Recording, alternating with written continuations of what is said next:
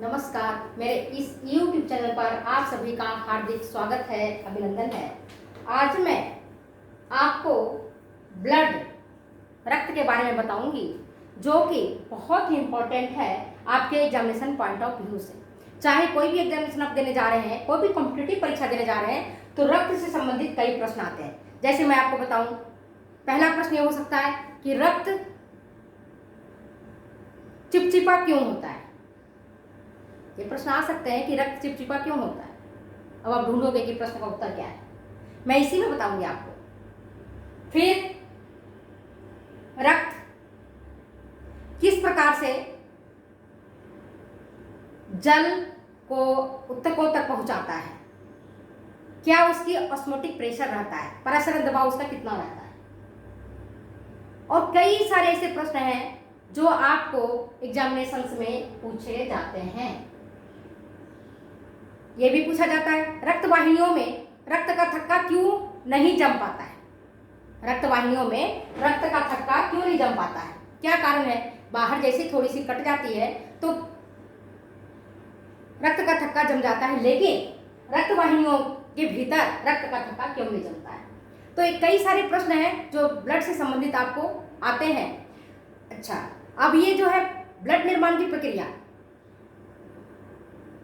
Erythrocytes किसको कहते हैं, ल्यूकोसाइट्स किसको कहते हैं, ल्यूकोसाइट्स निर्माण की प्रक्रिया क्या कहलाती है, इरिथ्रोसाइट्स निर्माण की प्रक्रिया क्या कहलाती है, थ्रोम्बोसाइट्स निर्माण की प्रक्रिया को क्या कहते हैं। बहुत सारे प्रश्न ऐसे हैं जो आपके रक्त से रिलेटेड आते हैं, रक्त से संबंधित आते हैं। तो आज मैं आपको रक्त के बारे में जानकारी दे रही हूँ। ब्लड क्या है। प्योर ब्लड होता है बिल्कुल रेड कलर का, चमकता हुआ लाल सुर्ख रंग का, और जो गंदा ब्लड है वो बैंगनी रंग का हो जाता है। कैसा हो जाता है, बैंगनी रंग का। और जो शुद्ध रक्त है वो होता है रेड कलर का, लाल रंग का, सुर्ख लाल रंग का। क्यों होता है, क्योंकि इसमें ऑक्सीजन और शुद्ध रक्त है, इसके कारण इसका रंग जो है सुर्ख लाल है। ये भी प्रश्न आ सकता है कि शुद्ध रक्त सुर्ख लाल क्यों होता है और जो अशुद्ध रक्त है बैंगनी रंग का क्यों होता है। क्यों होता है बैंगनी रंग का, क्योंकि उसमें बहुत सारे उत्सर्जित पदार्थ, कार्बन डाइऑक्साइड और कई सारे एक्सक्रीटरी मटेरियल जो हमारी बॉडी के लिए काम की नहीं है, वर्ज्य पदार्थ है, यूरिया है, यूरिक एसिड है, क्रिएटिनिन है, हमारे काम की नहीं है, वो सब रक्त में आकर के मिल जाता है और फिर रक्त का रंग को बैंगनी बना देता है। तो आपको ये दो चीजें समझ में आनी चाहिए। अब हम कुछ इंपॉर्टेंट चीजें आपको बता रही हूं, वो ये कि आप ये देखिए, रक्त जानने से पहले रक्त वाहिनियों को थोड़ी सी आप जाने तो सबसे पहले होता ऊपर से महाधमनी। क्या है, महाधमनी। ये महाधमनी जिसको हम अओर्टा बोलते हैं, यह महाधमनी आपके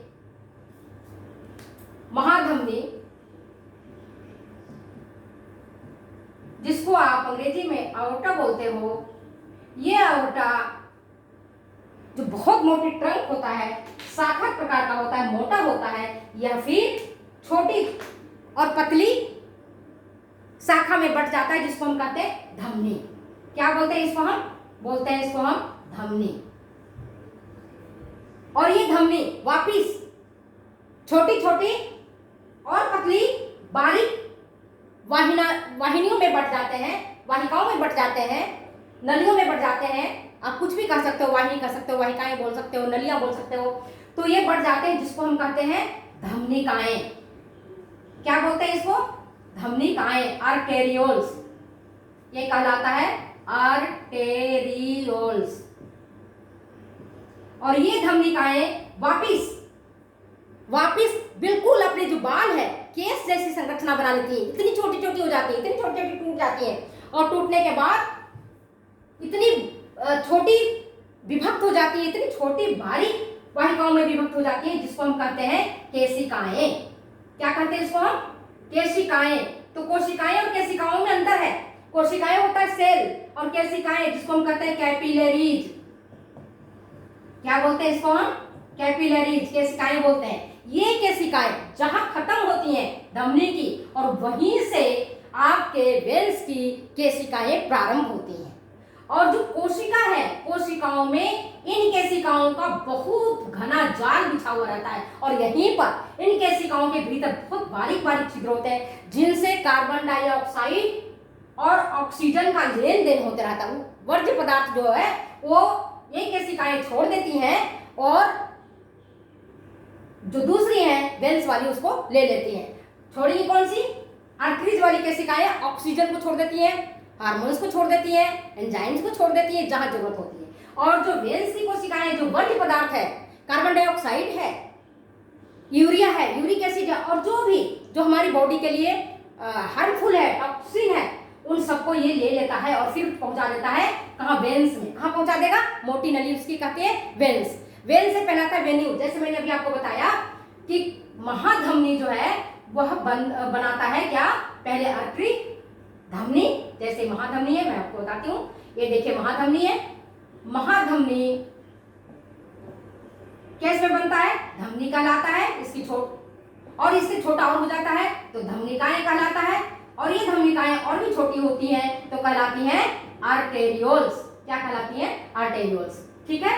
अब ये देखिए इसी तरह से जो सिरा होती है तो उसको कहते हैं मोटी सिरा को वेना का भाग। ठीक है। और उसके बाद बनता है वेन्स जो कहती है सिराएं।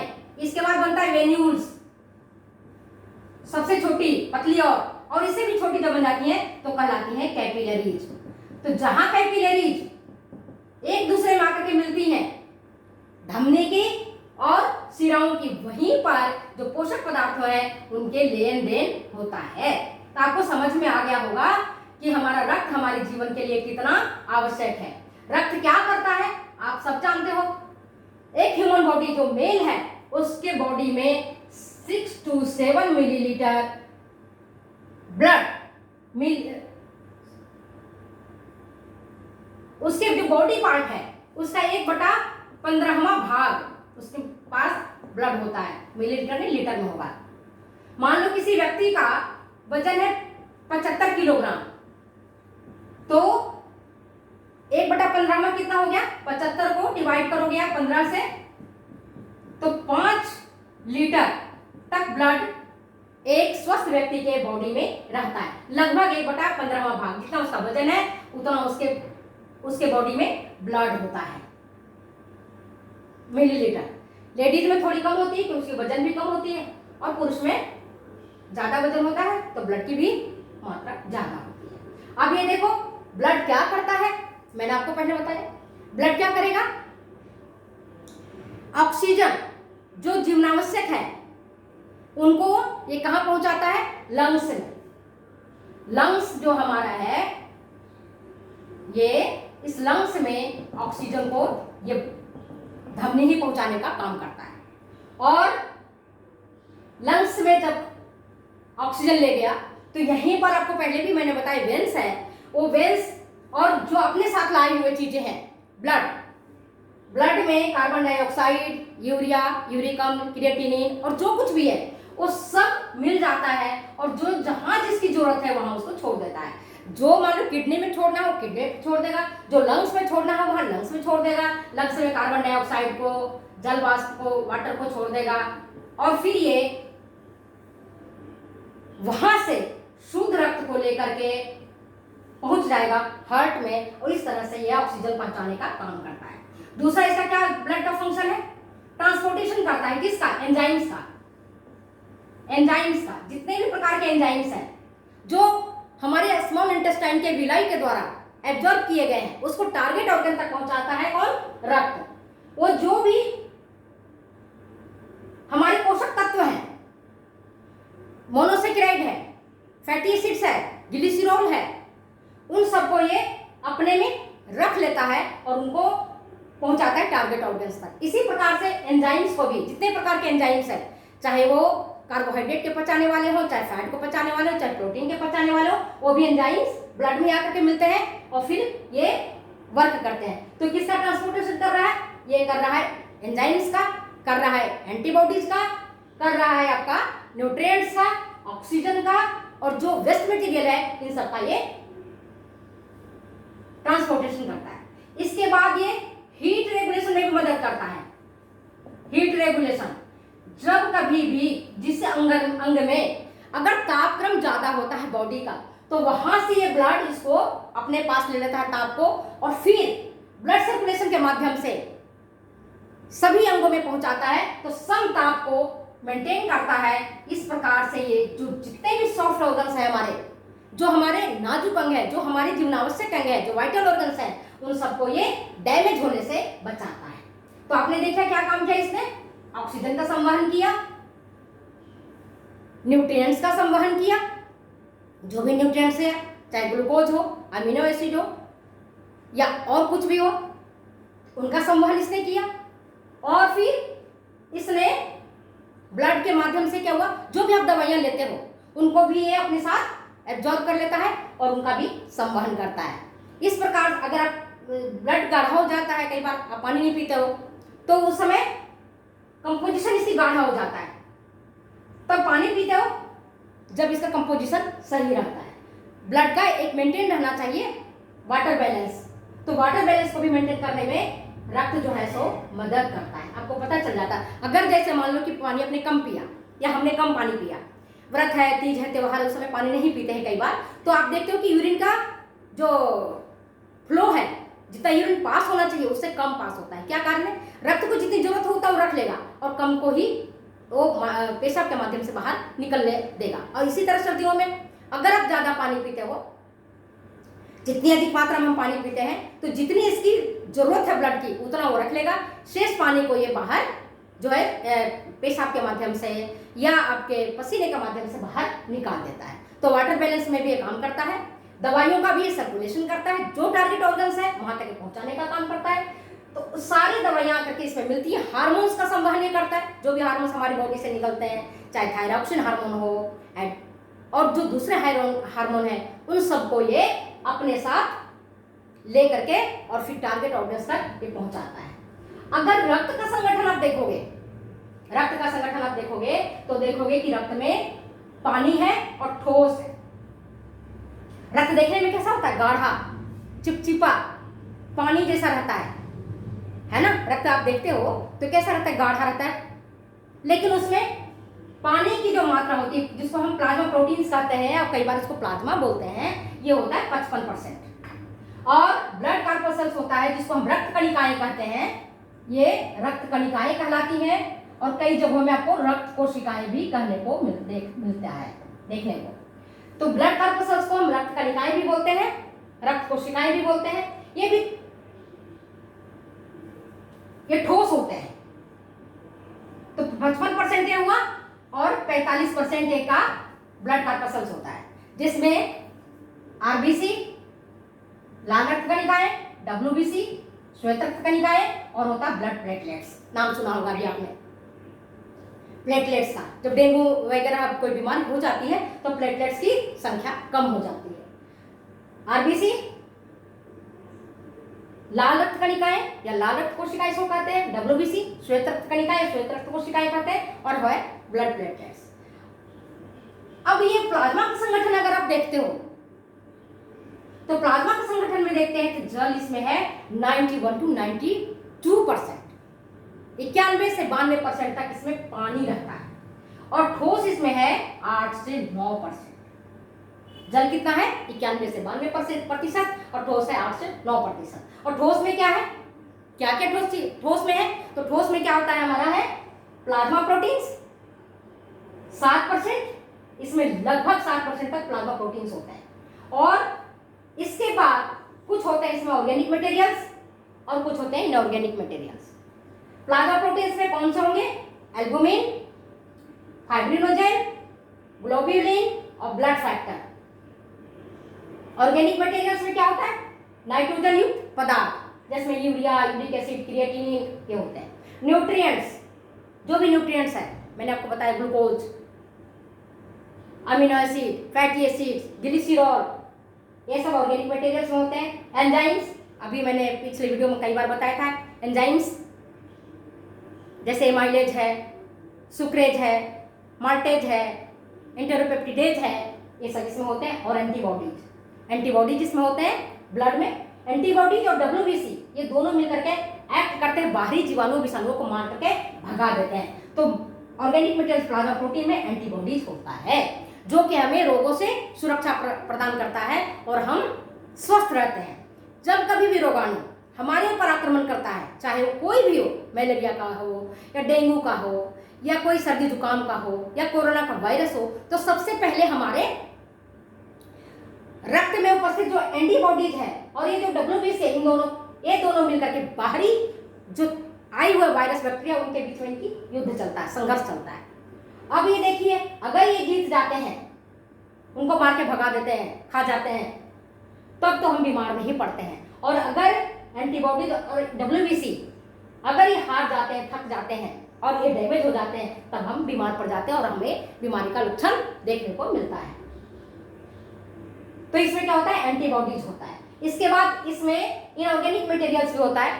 इनऑर्गेनिक मटेरियल्स में कॉपर, सोडियम, पोटेशियम, मैग्नीशियम, लोहा और जिंक, और इनके होते हैं क्लोराइड, आयोडाइड और फास्फेट। ये आपके इनऑर्गेनिक मटेरियल में इसमें उपस्थित होते हैं। अब हम देखते हैं प्लाज्मा प्रोटीन जो 7% है इसमें, ये बहुत ही आवश्यक है हमारे ब्लड को फ्लो बनाए रखने के लिए, ब्लड कोगुलेशन के लिए।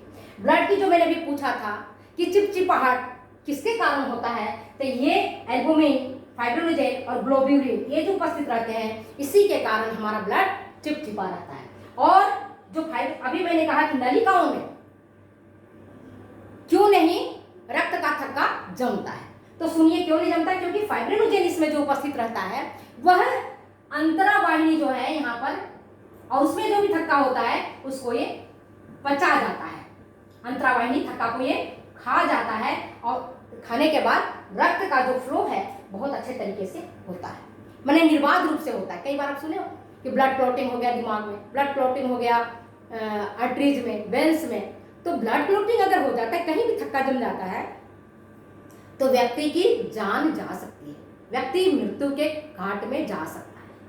इसी प्रकार से अगर थक्का न बने, कटने पर मान लो कोई व्यक्ति है, उसका एक्सीडेंट हो गया और दुर्घटनाग्रस्त होने से उनकी जो आर्टरीज है, वेंस की नलियां हैं कट गई हैं, तो ब्लड उसका फ्लो होते रहता है, अपने आप बाहर निकलते रहता है। लेकिन प्रकृति ने कुछ ऐसा नियम बनाया है, ऐसा बनाया है कि 4 से 8 मिनट में ऑटोमेटिक अगर कम कटा है तो ब्लड क्लॉटिंग की प्रक्रिया शुरू हो जाती है और वहां पर ब्लड का थक्का जम जाता है और फिर ये प्लेटलेट्स है जो क्षतिग्रस्त वाहिनियां हैं, चाहे वो आर्टरीज की हो चाहे वो वेंस की हो, उनको ये मरम्मत कर देती हैं और फिर मरम्मत होने के बाद फिर निर्बाध रूप से संवहन ब्लड का होने लगता है, ब्लड का सर्कुलेशन होने लगता है, परिवहन होने लगता है। तो आप ये देखें कि कई बार आप देखते हो कि जब ब्लड क्लॉटिंग होता है, ब्लड का थक्का जमता है, रक्त का थक्का जमता है, तो उस दौरान आप देखते हो कि थक्का जमने के बाद पानी जैसा द्रव निकलता है, पीले रंग का होता है, बिल्कुल पानी जैसा। वो जो पानी जैसा द्रव रहता है उसमें सेरोटोनिन, ब्लड प्लेटलेट्स के टूटने के दौरान सेरोटोनिन की उसमें ज्यादा मात्रा होती है, जिसको हम कहते हैं सीरम। थक्का जमने के बाद जो पानी निकलता है उसको हम कहते हैं सीरम कहते हैं। क्या कहते हैं? सीरम कहते हैं। इसमें सेरोटोनिन की मात्रा ज्यादा रहती है क्योंकि प्लेटलेट्स जब टूटता है तो सेरोटोनिन बनता है। तो आपको ये समझ में आ गया। और जो सीरम में क्या होता है, सीरम में फाइब्रिनोजन नहीं होगा, ब्लड फैक्टर सेकेंड नहीं होगा, फिफ्थ नहीं होगा, सेवेंथ नहीं होगा, बिल्कुल पानी जैसा होगा। तो जब ये सेकेंड, फिफ्थ और सेवेंथ नहीं रहता है तब ये, और फाइब्रिनोजन नहीं रहेगा तब ये कहलाएगा, और पानी जैसा केवल रहेगा थक्का बनने के बाद, तब वो कहलाएगा सीरम। क्या कहलाता है? सीरम। तो आपके प्रश्न आ सकते हैं कि सीरम किसको कहते हैं और सीरम में किसकी अनुपस्थिति होती है, कौन सा चीज सीरम में उपस्थित नहीं रहता है। प्रश्न यह आ सकता है कि रक्त नलिकाओं में रक्त क्यों नहीं जमता है, रक्त का प्रवाह किस प्रकार से बना रहता है। प्रश्न ये भी आ सकता है कि अगर रक्त की नलिकाएं, चाहे वो आर्टरीज हो चाहे वो वेन्स हो, अगर वो कट जाती हैं, डैमेज हो जाती हैं, तो उनका रिपेयर स्वतः कैसे होता है। कई बार आप ये भी प्रश्न आ सकता है कि कई बार आपको चोट लग जाती है और चोट लगने के बाद आप देखते हैं कि वहां पर जहां पर चोट लगता है वहां पर नीले या ब्राउन कलर के इस तरह के दाग बन जाते हैं। आप अक्सर देखोगे जो चोट लग जाता है जांघों में खासकर दिखाई पड़ता है, बाहों में दिखाई पड़ता है, जहां पर आपके वेन्स ऊपरी सतह पर रहता है वहां पर नीले रंग का या काले रंग का दाग बन जाता है, जम जाता है। वहां पर क्यों होता है ऐसा, और वो रिपेयर फिर किस प्रकार से ऑटोमेटिक होता है, ये प्रश्न भी आपके आ सकते हैं। अब ये देखिए प्लाज्मा प्रोटीन्स क्या काम करता है। अभी अपन ने देखा कि ब्लड क्या काम करता है, ब्लड ट्रांसपोर्टेशन का काम कर रहा है, ऑक्सीजन का संवर्धन का काम कर रहा है, अम्ल और क्षार को बैलेंस कर रहा है। अम्ल और क्षार का अगर ज्यादा एसिडोसिस होगा, मान लो रक्त में एसिड की मात्रा ज्यादा हो गई तो एसिडोसिस हो जाएगा, व्यक्ति मूर्छित हो जाएगा, गिर जाएगा, बेहोश हो जाएगा। अगर रक्त में अल्कलाइन की मात्रा ज्यादा होगी, क्षार की मात्रा ज्यादा होगी, तो ब्लड अल्कलाइन हो जाएगा और वो भी ब्लड के लिए नुकसानदायक है। तो ये क्या करता है, अम्ल क्षार का भी संतुलन करता है, अम्ल और क्षार का भी संतुलन करता है। फिर ये बफर का भी काम करता है, बफर इसी को कहते हैं, सब पीएच मेंटेन रखता है। जैसे पीएच ऊपर होगा नीचे होगा तो ये जो है प्लाज्मा प्रोटीन इसको मेंटेन करके रखता है। और ग्लोब्यूलिन में कई प्रकार के ग्लोब्यूलिन होते हैं, अल्फा 1, अल्फा 2, बीटा 1, बीटा 2 और गामा ग्लोब्यूलिन। इसमें गामा ग्लोब्यूलिन बहुत महत्वपूर्ण है और गामा ग्लोब्यूलिन ही इम्यूनिटी पावर को बढ़ाता है। ये इसमें ही क्षमता होती है इम्यूनिटी पावर को बढ़ाने में। गामा ग्लोब्यूलिन कौन काम करता है इसमें, गामा ग्लोब्यूलिन आपकी इम्यूनिटी पावर को बढ़ाने का काम करता है। तो इस किस में है, ये प्लाज्मा प्रोटीन्स में। तो प्लाज्मा प्रोटीन के क्या काम हुए, आपने देखा ऑस्मोटिक प्रेशर को मेंटेन करता है,